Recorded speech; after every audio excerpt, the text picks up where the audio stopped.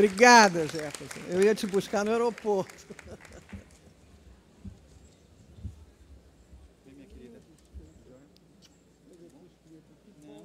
Vem, governador. Prazer conhecê-lo. Tudo bom, senhor? Vem, senhora. Olá, tudo bom? Como está? Então agora vocês vão entender por que eu digo que é um luxo você ter o Jefferson Gomes aqui, governador em exercício. Peço a sua paciência, a sua gentileza, mas eu não podia deixar o Jefferson ir embora. Eu ia sair correndo até o Santos Dumont para buscar você dentro do avião, mas eu não ia deixar você ir embora. Muito obrigada, Jefferson, e desculpe o atraso. Palmas para ele. Bom, antes de tudo, pessoal, peço desculpas. Eu prometo para vocês que eu vou ser bem breve. Eu tinha feito uma apresentação, Bia, conforme vocês tinham pedido, era bastante tempo, porque a apresentação era uma apresentação de 1 hora, e eu não vou falar 1 hora. Eu vou falar aproximadamente, se vocês me permitem, no horário de almoço de vocês, se vocês me permitem, eu quero falar no máximo 15 minutos a 20 minutos.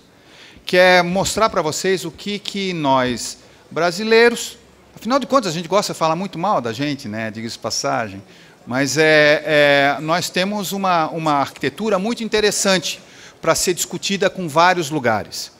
A Confederação Nacional da Indústria, da qual eu faço parte, eu sou diretor de inovação da Confederação Nacional da Indústria. Sou professor do Instituto Tecnológico de Aeronáutica, também lá em São José dos Campos, a qual tenho muito orgulho de participar de uma instituição que teve o objetivo clássico, quando foi montada, fazer uma fábrica de aviões. Diferentemente das faculdades tradicionais, ela foi feita para fazer uma fábrica de aviões e é uma das maiores fábricas do planeta. Mas sabe o que eu sou engenheiro, então. Então, vocês já perceberam que eu sou engenheiro. Então, para um engenheiro, quando ele vai entrar numa discussão a respeito de questões relativas à transição energética, questões relativas à bioeconomia, economia circular, questões relativas à transformação digital, que as pessoas às vezes esquecem, falam do digital, esquecem que transformação é mais forte do que digital por si só. Ele trabalha com fatos. Engenheiro trabalha com fatos e ele é seco nisso.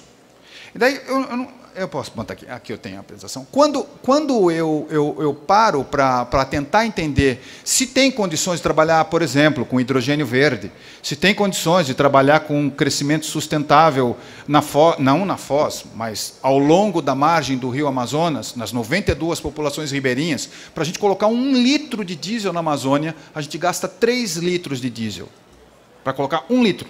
Só que a população não vive sem diesel, sem gasolina lá, porque precisa para mover e precisa para gerar energia. Mas quando você fala em trocar esta capacidade por outra capacidade de infraestrutura, mexe regulação, mexe legislação, mexe desenvolvimento de pessoas, mexe desenvolvimento de novos negócios. E o ser humano, por natureza, ele é conservador. Então, como é que você vai mexer essas coisas ao longo do tempo? Não é trivial. Então, eu sempre gosto de usar essa figurinha do Blain, que é um grande pesquisador francês, e ele trata a gente basicamente como homem de ferro, sabe? Só que vamos pegar o homem de ferro para a nossa vida. Você está batendo uma foto minha agora, com um equipamento que tem vidro, plástico e metal. Aliás, você vai acessar o seu celular, que está na sua mão, ligado com o seu celular, ele tem vidro, plástico e metal. O fogão da casa de vocês tem vidro, plástico e metal. Enfim, tudo que você vive tem vidro, plástico e metal, quando não eles separados, certo? Bom, a diferença é que se eu pegar um fogão, o quilo desse fogão vale mais ou menos 8 a 12 dólares.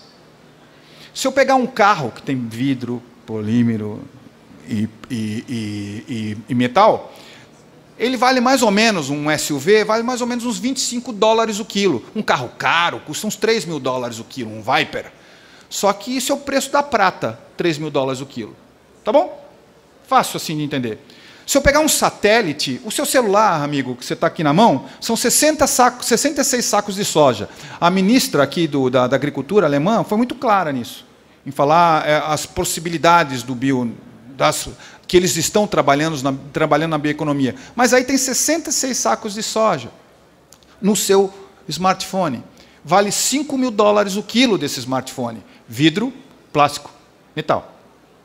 Se eu pegar um satélite que a Índia botou agora na parte sul da Lua, ele vale 58 mil dólares o quilo. Vidro, plástico, metal. Se eu pegar o satélite, se eu pegar o celular, se eu pegar o carro, se eu pegar o fogão e jogar num precipício, todos eles juntos, sucata disso, porque estragou tudo, ficou sucateado.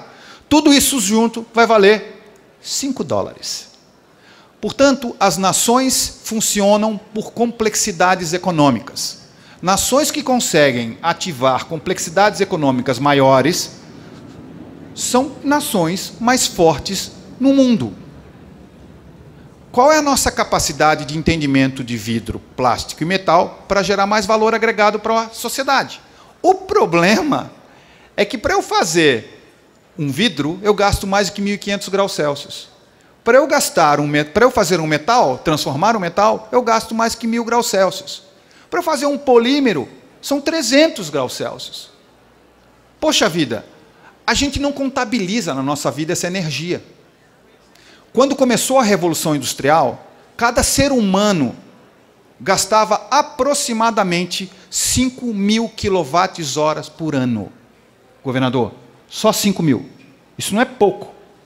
Quanto é que você gasta, amigo André, na sua energia elétrica? Quando você paga por mês a tua energia elétrica? Você vai lá olhar na tua conta, vai dar mais ou menos 250, 300, 500 kWh por mês é o que você paga. Portanto, hoje, só com a sua energia elétrica, você já gasta 6.000 kWh ano. Só para viver na eletricidade. Só que tem um detalhe. Para eu processar esses materiais todos, transformação dos materiais, a indústria brasileira, que tem só 9% do PIB da indústria nacional, ela gasta 27% da energia do Brasil. A indústria gasta quase 40% da energia do mundo para fazer esse homem de ferro, o seu celular, o seu fogão, o seu carro, sua cadeira, o seu tênis, sua roupa, tudo que você está imaginando aqui. Esta energia do ser humano moderno, hoje, se a gente pega, e o desvio padrão é bem grande, tá bom? O desvio padrão é bem grande. Se eu pegar o ser humano para entender qual que é a energia que ele gasta, o ser humano médio, desde o africano até o cara que mora na França, para falar que tem um francês aqui, isso dá mais ou menos 22.000 kWh ano. Olha o buraco que a gente está. Só que, Jefferson, o que são esses 22.000 kWh ano? Bem simples assim, ó. Vou mostrar aqui, porque eu estou querendo andar um pouquinho rápido para vocês aqui.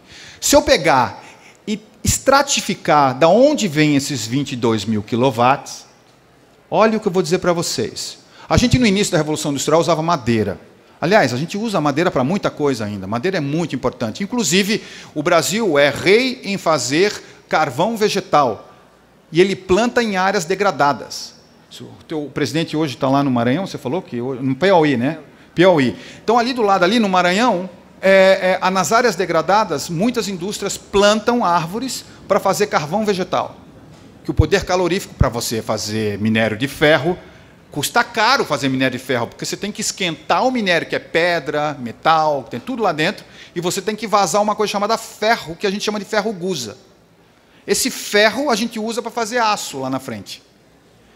Então, precisa muita energia. No mundo se usa carvão. Aliás, olha para esse gráfico, o carvão é o preto. Então, se eu contabilizar a sua existência na face da Terra, o carvão é responsável por 5.000 kWh ano de tudo que você faz em média no mundo. Se eu pegar o petróleo, que é do teu dia a dia, a gente usa a energia para eletricidade, para transformação e para movimentação, não é? Só que o petróleo não é só para movimentação. Aliás, hoje, quando você for lavar a sua roupa, o que vai sair mais da sua máquina de lavar roupa vai ser plástico. 40% do plástico que vai para o oceano, eu repito, 40% do plástico que vai para o oceano, vem da sua roupa. Da sua roupa. Não vem da garrafinha de PET que você está colocando. É um problema, sabe? Mas é um problema, mas é que a gente usa. Todo mundo aqui está com uma cor diferente, né? Afinal de contas, quanto mais escuro, mais tinta vai. Bom, mas efetivamente, se a gente está nessa conversa, petróleo é a mola motriz e é barato, porque está na rua, né? Então, petróleo você pega rápido. Então, a nossa sociedade vive de 6.000 kWh ano de petróleo. Mais 4.000 kWh ano vem de gás. Esse piso, governador, que tem aqui, para ser fabricado por uma grande corporação, a fábrica precisou ter a energia dela, a potência instalada dela de 15 megawatts. Para vocês terem uma ideia, 1 megawatt, você abastece 1.000 casas. Uma fábrica de piso precisa de 15 megawatts. Você não vai ter piso na sua casa? Você não vai ter nada ligado à pedra na sua casa? Bom, ou seja, é fundamental, né? 4.000, a gente usa gás para fazer isso. Ou seja, gás natural, ou também biogás. Eu estou dizendo como é que o engenheiro pensa, o que ele usa o ser humano, na prática, na realidade. Hidroelétrica no planeta é mais ou menos 1 megawatt. E energia nuclear, mais ou menos 0,6 kW. Tá? 600 kW. Perceba o que eu estou falando para vocês, é o seguinte, 20.000 kW vem de gás, petróleo e carvão. Basicamente, esse é o teu conteúdo. E é nesse mundo que a gente tem que trabalhar. Mas tem um detalhe importante nessa história, no entendimento de sociedade. Quando a gente vai ver a nossa sociedade, vocês lembram o que foi o ano de 2020? Alguém aqui lembra o que foi o ano de 2020? Covid foi uma peste, aliás, o ser humano vive de peste, passa por peste, fome e guerras. Sempre pestes fazem parte do nosso dia a dia. A gente teve uma peste que foi absurda. Provavelmente, quase todos nós aqui perdemos pessoas queridas. Muitas pessoas queridas. A questão básica é que, para o mundo como um todo, ao longo da sua existência, 2020 foi o primeiro ano na sociedade dos seres humanos, existente onde os seres humanos estão presentes, foi o primeiro ano em que o número de pessoas com mais de 65 anos suplantou o número de pessoas com menos de 5. Na cidade de São Paulo, em 1955, a média de vida de uma pessoa era de aproximadamente 55 anos. Hoje, na Zona Oeste de São Paulo, 83, e caminha fácil para 85. São 30 anos. Quanto é que um ser humano médio consome de energia? 22.000 kWh ano.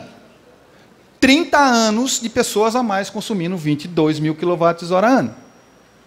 Só que tem um detalhezinho. A taxa de natalidade do mundo vai diminuindo drasticamente. A do Brasil, vocês viram no censo, é 1,8. Na minha região, que é a região sul, já está, em algumas regiões, 0,6. Ou seja, 2 brasileiros não fazem 1 ser humano. No Brasil, 2 brasileiros não fazem 2 brasileiros. Já hoje, é 1,8 a nossa. O mundo vai caindo, mas a taxa de desaceleração ainda é baixa. A taxa de natalidade do planeta é 1,25. Em 2050, nós teremos aproximadamente 9 bilhões de habitantes na face da Terra. A gente está colocando 2 bilhões quase de habitantes a mais a 22.000 kWh ano de energia. E aí, os números começam a ficar interessantes, porque vocês percebem a complexidade que é falar de transição energética? A complexidade é muito grande, porque todo mundo, alguém aqui é contra os 17 ODS? Tem alguém aqui que não se comove com os 17 ODS? Alguém aqui tem alguma discussão em erradicar a fome? Existe alguma discussão sobre qualquer ponto desses ODS? Com esses ODS, nosso objetivo é tirar 1,5 bilhão de pessoas da zona de pobreza. Não é? Só que o que é pobreza? E o que é crescimento de um país? É PIB. Lembra que provavelmente vocês já ouviram essa palavra obsolescência de projeto e obsolescência programada. Nossa sociedade é baseada em... Você é chamado de quê, meu amigo? Você é chamado de quê para o imposto de renda? Contribuinte. E para a sociedade, para o mundo que vive no seu dia a dia social, consumidor. Você não é o... Como é que você se chama? Você não é o Daniel, você é um consumidor. Então, a nossa sociedade mundial vive de consumo. Se nós observarmos os 17 pontos ODS e tirarmos as pessoas da zona de pobreza, nós trouxemos pessoa para o consumo. 22.000 kWh ano de pessoas. Só que tem um detalhe além de tudo. Vocês se lembram muito bem, quem tem mais de 40 anos, lembra muito bem do que significava a época da lâmpada elétrica. O bulbo. Como que era quente. Já botaram? Lembra de botar a mão na lâmpada? Era complicado botar quente, né? Machucava a mão. Tem um detalhe, hoje você não tem mais essas lâmpadas. É tudo frio. A sua luminosidade dentro de casa aumentou ou diminuiu? Porque você podia ter a mesma luminosidade gastando pouca energia. Mas não. Nossa luminosidade só aumenta. Portanto, não é uma questão somente de lógica, de consumir menos. O ser humano é ávido por energia. E, sinceramente, nós vamos... E aí eu vou terminar minha fala, só porque ela é muito longa, querida. Mas é só para deixar muito claro para vocês o que é o tamanho do nosso desafio que se chama energias renováveis. Para eu produzir aço, lembra do aço, polímero e vidro? O mundo vive de aço. O mundo vive de materiais metálicos. Não só aço. 90%, 97% do alumínio brasileiro é reciclado. Mas de onde vem o alumínio? Mais de 90% vem da China. Como é que o alumínio é produzido? Muito carvão, muita energia para processar alumínio. Bom, então se metal é importante, o que nós sabemos de metais é que para processar esses metais, nós precisamos de muita energia. Uma usina brasileira média que produz aço, ela produz aproximadamente 200 mil toneladas ano de aço, uma usina média. Isso significa que se a gente fosse trabalhar com alto forno e entender um pouco de potência instalada, dava mais ou menos uns 3 gigawatts. 3 gigawatts. O Brasil é rei da energia limpa por causa de quê? Por causa do solar? Por causa do eólico? Não, por causa do hidráulico. Vamos ser diretos ao ponto aqui. Por causa do hidráulico. A gente terminou as nossas capacidades de produção de hidráulico? Não. Mas se qualquer pessoa falar de hidráulico, vai falar que tem um problema clássico. Apesar de ninguém reclamar que uma usina que gera poluentes a partir de combustíveis é extremamente poluente e é menos eficiente. Tem uma coisa chamada ciclo de Carnot. Produção de energia, a eficiência é muito baixa com esses elementos. Mas tem um detalhe, só para vocês se lembrarem. Quando vocês saírem daqui, pegaram um Uber e for para a casa de vocês ou para o aeroporto, em algum lugar, cada 10 quilômetros que vocês andaram com esse carro, vocês deixaram 300 gramas de sujeira na rua. Eu não vou nem falar de avião para vocês. Tá bom? Então, assim, ó, a questão básica que eu acho que é importante a gente tratar como energia é que, se você for trabalhar nessa contextualização que eu estou dizendo para vocês, para eu continuar produzindo os mesmos números de aço que o mundo precisa, e quiser mudar, fazer uma transição energética para ela ser limpa, aço verde, a engenharia é complicada, sabe por quê? Porque para eu produzir essa energia toda, eu preciso, para essa usina média, 3 gigawatts de potência. O Brasil tem 200 gigawatts de potência instalada, não pode usar o operador nacional para fazer esse tipo de energia, é próprio, da própria fábrica. O Brasil tem 200 gigawatts de potência, 200 e pouquinhos gigawatts de potência instalada. Vou dizer uma coisa para vocês, sabe o que significa 3 gigawatts de energia solar?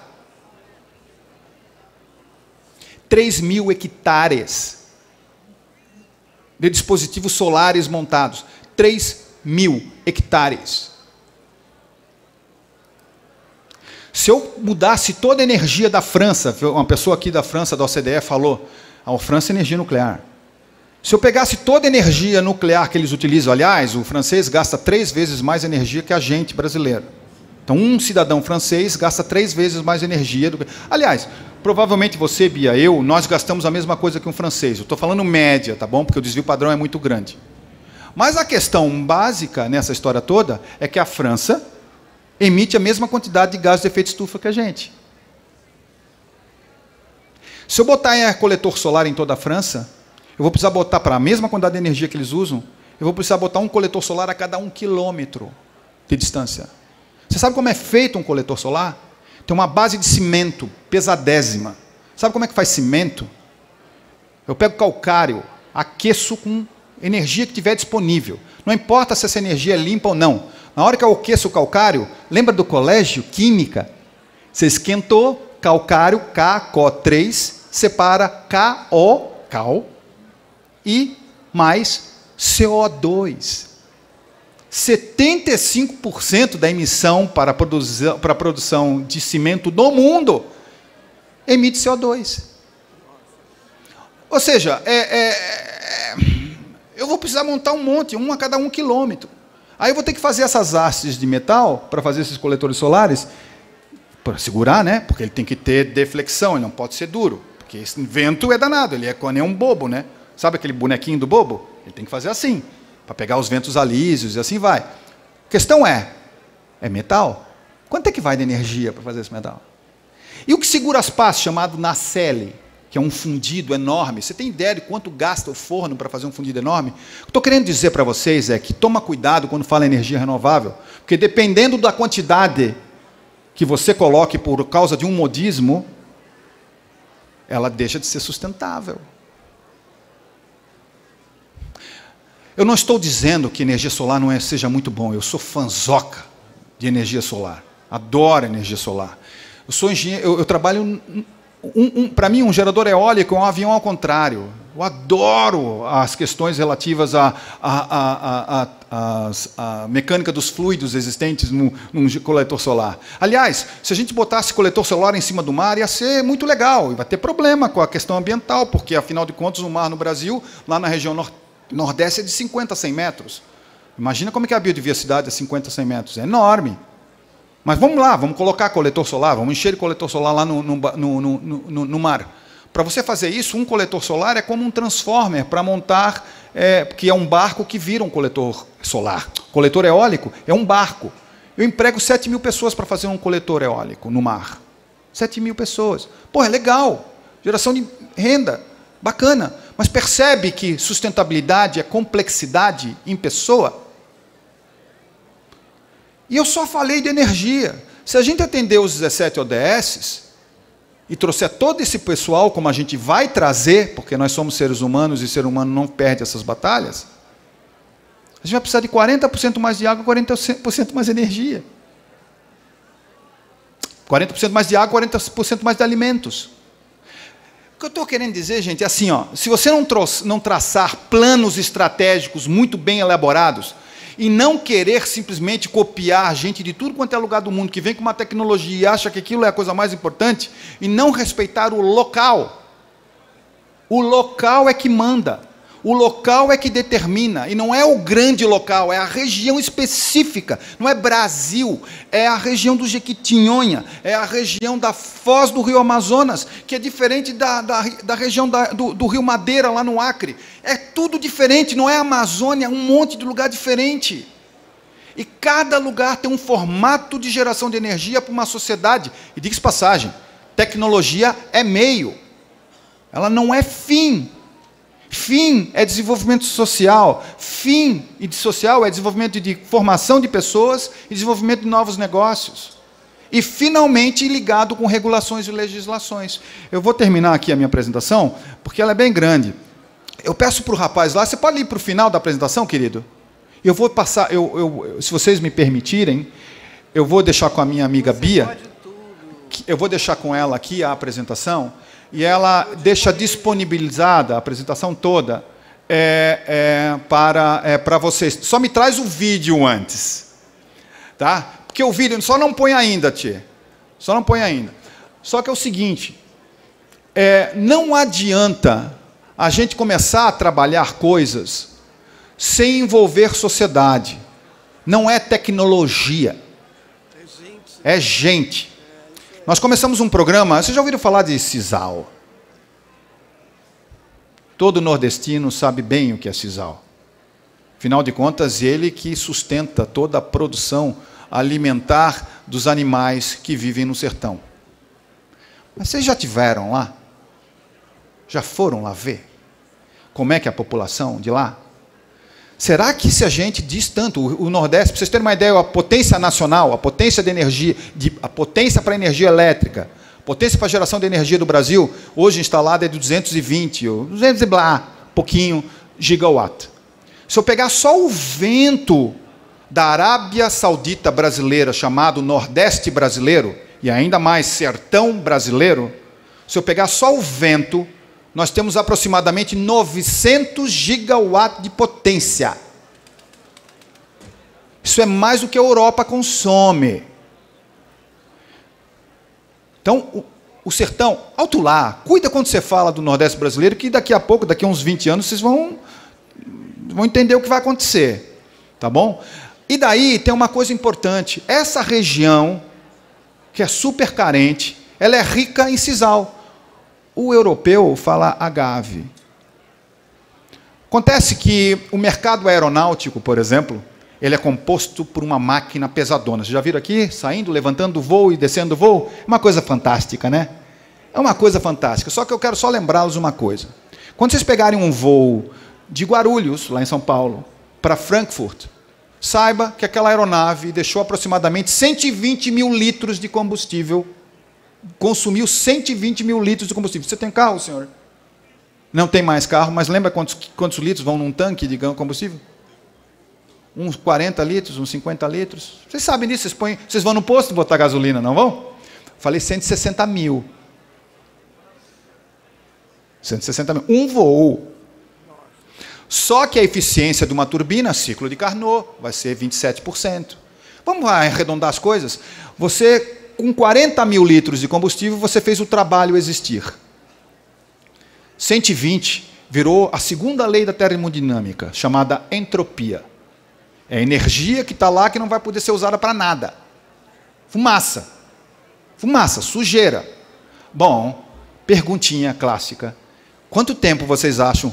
Como é que vocês acham que esse setor aeronáutico cresce? Ele cresce a 10% ao ano. É um mercado que tem 16 mil aeronaves hoje. Terá em pouquíssimo tempo 32 mil aeronaves até 2035. É um mercado de 7 trilhões de dólares. O PIB brasileiro é de 1,6 trilhão de dólares. Então, um mercado que é algumas vezes maior do que o PIB brasileiro, que é um país enorme, respeitoso no planeta todo. Pergunta, esse combustível será o mesmo? Vai mudar o avião? Você quer que mude o seu avião? Você quer que mude as suas lógicas de segurança? Nunca. Então, o avião não vai mudar tão cedo, mas o que vai mudar é o combustível. Combustível de aeronave é querosene. Lembra da vela, parafina da vela? É um monte de parafina diferente misturada com aromáticos. Isso é querosene. O ser humano trabalhava o querosene antigamente para acender lareira. Hoje usa para fazer avião se mexer. Será que a gente não pode pegar o sisal e fazer energia para colocar nos aviões do mundo, porque tem uma norma que já saiu para 2030, que vai ter que colocar biosintéticos? Mostra o filme aí para a gente, o que significa a relação disso quando a gente faz lá, com a Shell, empresa multinacional que vocês conhecem, com a Confederação Nacional da Indústria, por meio do Senai, Cimatec, lá na Bahia, que quando vocês estiverem na Bahia, recomendo fortemente que vocês visitem essa nossa estrutura. Você pode botar, querido? O vídeo. Aí a gente acaba aqui e vocês vão poder almoçar tranquilamente. E eu não sei se eu passei o meu recado para vocês. Nós estamos trabalhando em vários projetos estratégicos. Nosso objetivo, nós somos responsáveis no ano que vem, Bia, pelo B20, junto com o governo brasileiro. O governo brasileiro também é responsável pelos BRICS, né, em 2025. E nós temos, no final do ano, para coroar, a COP em Belém do Pará. COP 30 em Belém do Pará. Nós temos uma chance ímpar de mostrar para o mundo, B20, CBRICS, ECOP, que nossas empresas, além de serem mais limpas do que a média toda que se usa, nós somos brasileiros que conseguimos fazer coisas muito interessantes. E já provamos que somos, né? Porque ninguém consegue pegar petróleo lá no fundo, ninguém consegue. A gente desenvolveu o avião aqui de uma maneira que ninguém entendia, a gente tem satélite no espaço, a gente tem um agronegócio que faz um mundo não acreditar, e o meu vídeo não saiu. Pessoal, acreditem que nós vamos fazer um trabalho bem legal lá no Nordeste, mas é um vídeo bem bonitinho que eu pedi para o menino colocar para a gente. O vídeo, por favor, estou pedindo aqui, pelo amor de Deus. Eu acho que é isso. Não adianta, a gente tem que pensar global, com certeza, escutar o que todo mundo tem para dizer para a gente. A gente tem que ter diversidade muito grande, entender como é que são as populações distintas nos seus respectivos lugares.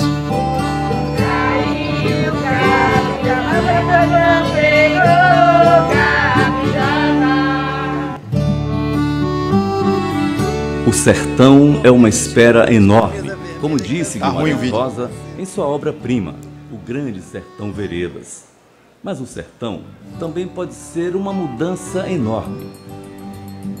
A terra é rica em gente forte, resistente e com coragem de sobra para enfrentar os desafios da região do semiárido. Secas prolongadas, escassez de recursos hídricos, altas temperaturas, insegurança alimentar e vulnerabilidade diante das mudanças climáticas. O sertão brasileiro se estende por 8 dos 9 estados da região Nordeste e também pelo norte de Minas Gerais. No total, ocupa cerca de 10% do território nacional e abriga 27 milhões de habitantes, divididos entre zonas urbanas e rurais. É um dos semiáridos mais povoados do mundo. Com sede em Salvador e um campus industrial em Camaçari, o Senai Cimatec, um dos mais avançados centros tecnológicos do Brasil, agora expande a sua atuação para o sertão nordestino, com o objetivo de colocar ciência, tecnologia e inovação a serviço do desenvolvimento social, econômico e ambiental da região. O Senai Cimatec Sertão vai atuar em 7 pilares: tecnologias da água, energias renováveis, mudanças climáticas, mineração sustentável, agropecuária 4.0, desenvolvimento socioeconômico e produção de biocombustíveis.